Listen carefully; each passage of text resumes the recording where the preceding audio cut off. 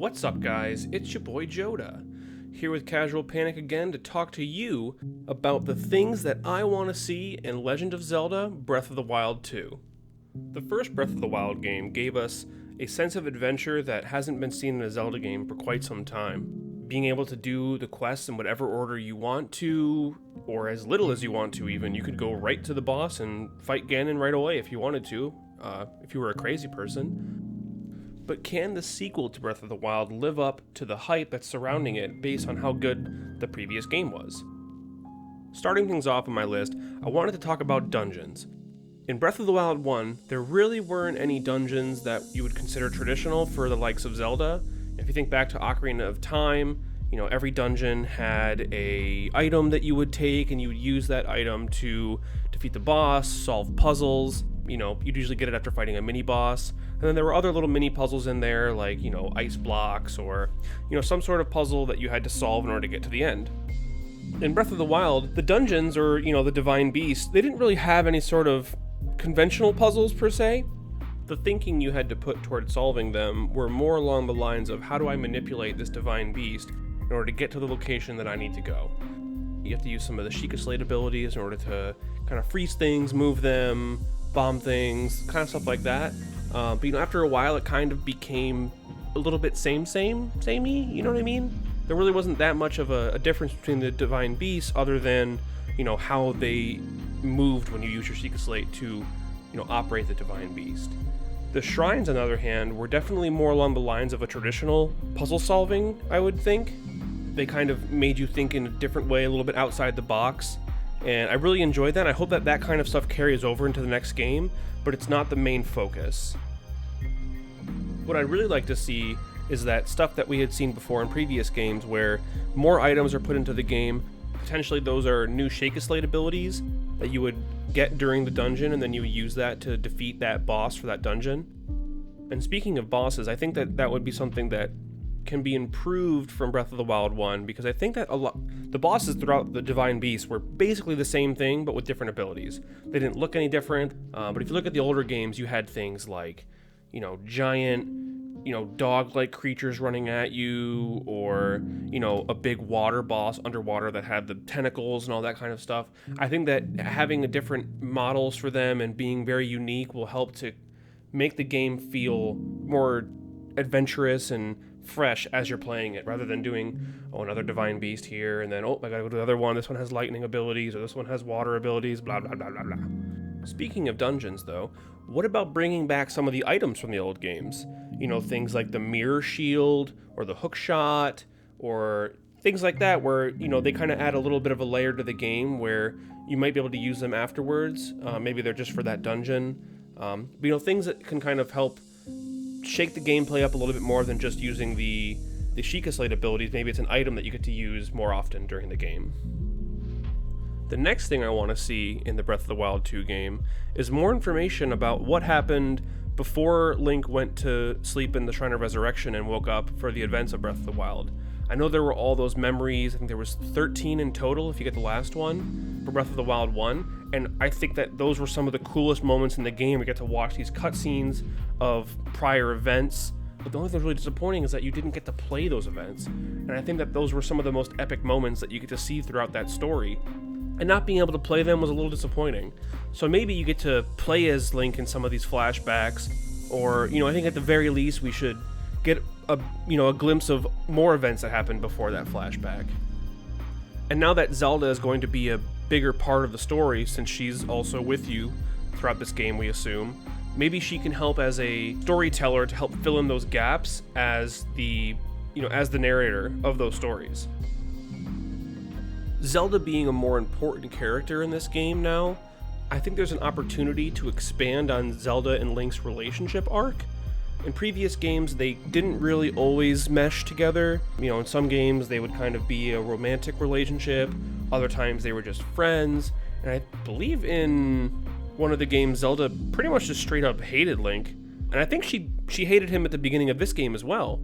There's a lot of times where Link was kind of seen as the embodiment of her failures as the princess. There's a lot of added pressure on her from her father to get that power to seal the darkness, and him appointing Link as her personal bodyguard just kind of made her think that, well, my father doesn't even trust me to do this, so that's kind of how she just viewed Link to begin with. But then slowly, Zelda came to realize that Link was really there to support her, and that his goal, whether personal or professional, was to ensure her success by any means necessary. And he was even, willing to go as far as to sacrifice himself to keep her safe and keep the people of Hyrule safe. And now that Zelda has that power, and she's proven herself to be this formidable person, I think that in the next game, I really want to see that relationship change from a sort of damsel in distress and protector into something more of like a equal share partnership. Zelda and Link are kind of on equal grounds in terms of the responsibilities they have to push forward. Which brings me to my next thing that I want to see in Zelda Breath of the Wild 2, is Zelda as a playable character. I know there have been a few games, I think way back in the late 1990s, where Zelda was a playable character, but I can't think of anything really in my lifetime where I've been able to play as Zelda with Link. This might be an opportunity for Nintendo to make a co-op Zelda game that makes sense. Having Zelda as a playable character within the story makes a lot of sense. As we've seen from the trailer, Zelda's right next to you the whole time. So maybe there's going to be some sort of couch co-op thing, maybe even online. That would be cool. But I think there are some balancing things that need to happen there. Maybe Zelda would have much lower melee combat abilities or none at all, but she has very strong magic and healing powers that she can assist from afar or help heal Link if he happens to be, hurt in the fight. But they need to make sure that if Zelda's going to be a playable character, she's not too overpowered, seeing as she was able to stop Calamity Ganon with just holding her hand up and being like, nah dude, you're done, go back to sleep. Next up, I wanted to talk a little bit more about the world of Breath of the Wild and Breath of the Wild 2. In Breath of the Wild 1, you had this huge, vast open world, which was amazing, it was great. But the problem I thought was it was a little bit empty. There's a lot of open space you had to traverse. There weren't really any bustling cities, for obvious reasons, everyone's pretty much dead. But I think that with Breath of the Wild 2, it might be better to have a slightly smaller map, but kind of try to make it a little more dense and put more meaningful things closer together. More doesn't always mean better if the more isn't as good. So like I said, big and nothing, bad. Small and thing, good. Yeah. And finally, the last thing that I want to see in Breath of the Wild 2 is a final boss fight that makes me go, holy shit. That's awesome. And you think you're going to be in for this epic battle. And Zelda comes down and she's like, here, take this bow of light. And it's awesome. And you're like, oh, this is so cool. This is a sweet item. And then the fight is just kind of you riding your horse. And it's just like a shooting gallery. You're in no real danger of being hurt by Ganon.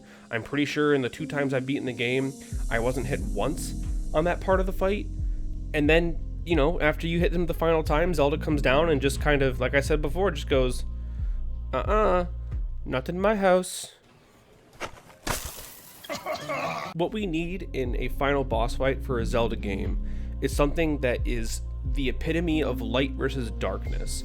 You want to know that light is going to persevere through superior willpower and not just sheer brute force power as Ganon likes to usually do his battles. So I think if Ganon or Ganondorf is the final battle in Breath of the Wild 2, I would like to see us fighting him in his humanoid form, which I think gives you a better emotional connection to the fight because, we're used to seeing humanoid faces and seeing their emotions, and we connect better with them. And so I think that having a battle between Zelda and Link against Ganondorf could have a much bigger impact than that battle from Breath of the Wild 1. So that's about all I had in terms of my thoughts, what I want to see in Breath of the Wild 2. I'd like to know what your thoughts are though, so leave a comment down below, or reach out to us on Twitter, Instagram, Facebook, whatever you want to do, and just let us know what your thoughts are. What are the things that you liked about Breath of the Wild 1 that you want to see carried over into the second game? Or are there some things you thought were missing from the first game, or things you want improved on for the next game? Let me know, and I hope you guys have a beautiful weekend or week whenever you're watching this, and I will see you in the next one.